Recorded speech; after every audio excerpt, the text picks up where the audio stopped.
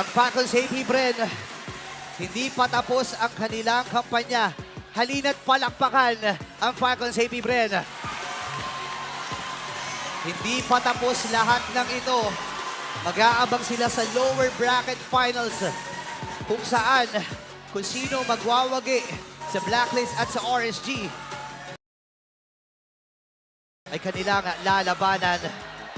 Pero ang nagwagi para sa duelo na ito ay ang Liquid Echo na nagbubunyi na at magiging masarap ang tulog mamaya dahil sigurado na at pwede na nilang i-prepare ang kanilang mga passports.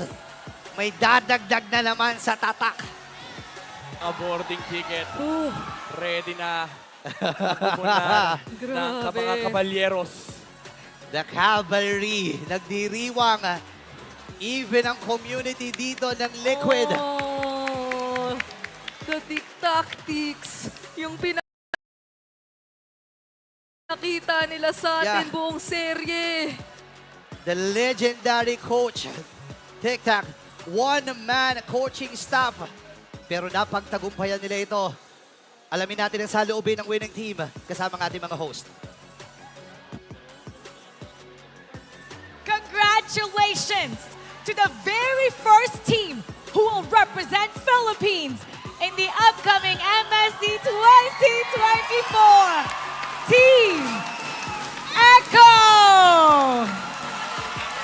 Liquid Echo, congratulations! Carl, MSC 2024 qualified na ang team ninyo. You will be returning to MSC para sa tsansa na kunin yung tropeo na yun na lang yung hindi mo pa nakukuha out of every single one. Anong pakiramdam na you've qualified for this specific tournament at lalaban kayo sa Real? Ano po, sobrang tuwa ko lang din po talaga na na-qualify sa MSC kasi may chance na naman ako na manalo yung MSC eh. Tapos, hindi ko na alam, yun lang. Naririnig ko kasi with the people from the back end na naririnig nila, especially during the comms. Nagigil ka talaga manalo. What's the difference ng comms mo ngayon compared with the communications na meron ka before sa team mo?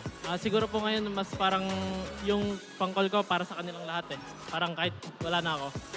Yun na talaga yung mindset ko sa kanila ngayon eh. Well, team first at nakuha niyo victory. Congratulations, Carl. We need to talk to Sanford because I don't know if the camera saw it kanina. Sanford was breaking down out of happiness. Umiiyak ka. Bakit? Anong tumatakbo sa isip mo ngayon? Kasi sobrang dami nagda-doubt sa amin, parang nagawa pa rin namin makapag-qualify ng MSC.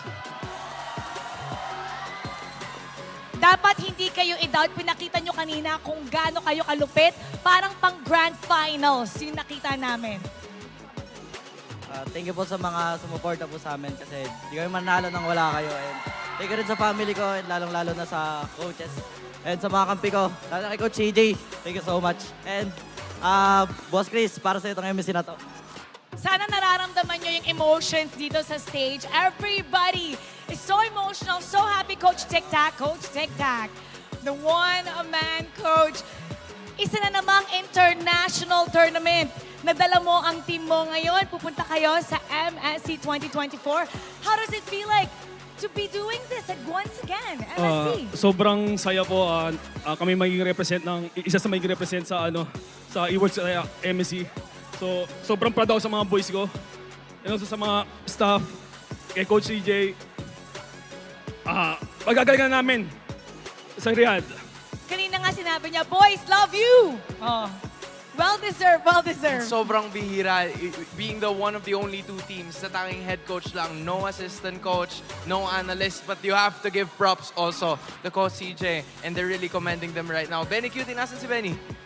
Benny, in the past two meetings na meron kayo kontra sa Falcons AP Bren, in the regular season, you guys weren't able to win. It went down the wire. Anong pakiramdam na yung katangi-tanging panalo nyo sa kanila for this season or maybe even in the future, nakuha nyo for MSC qualification? Ayun, sobrang saya po kasi talagang yung Bren talagang titingnan namin na sobrang hirap talaga na pag nakalaban namin. simula sa drafting, talagang basado kami. Kaya, yan, sobrang saya lang din na nakachamba kami sa kanila ngayong pa-qualify pa ng MSC. Ramdam mo, nauubusan ng hininga si Benny Cutie. That rarely happens, Mara. Lahat sila ngayon naubusan ng hininga dahil their heart is pumping so hard. Ito naman, Sanji. Congratulations. Now, aside from the MSC slot, you'll also be advancing to the Grand Finals. Sino yung gusto nyong makatapat doon kung ikaw ay makakapili? Meron tayong Blacklist International, may RSG, at may Falcons AP brand. Sino yung gusto mong makasama sa MSC at makalaban sa Grand Finals? Para sa akin po, Falcon sa AP Brand. Kahit ayaw namin sila kalaban, pero sobrang ganda kasi nalaban namin palagi eh. Sarap maglaro ng ML. Naku, feeling ko pag sila yung Grand Finals, parang mag-heart attack tayo pag naulit-ulit yung laro ngayon. Congratulations. And you're gonna have to take note dahil ang MVP of game number 5 is none other than JP. Congratulations, JP. JP, kasalanan mo! Kasalanan mo to, JP. Confirmed. You're qualified for MSC. It was an incredible journey for you.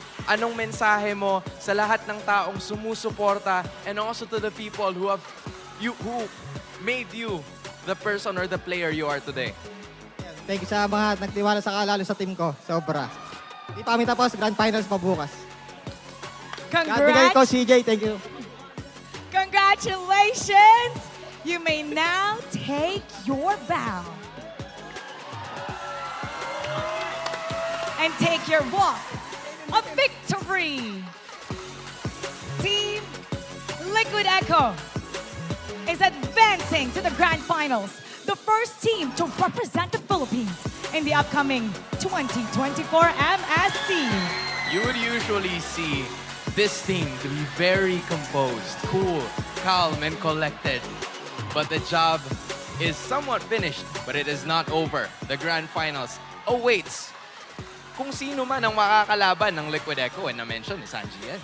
One more slot remains. Pero ngayon, hihimayin natin ang ating laban. Pupunta na tayo sa ating analyst, Antiana. Pasok.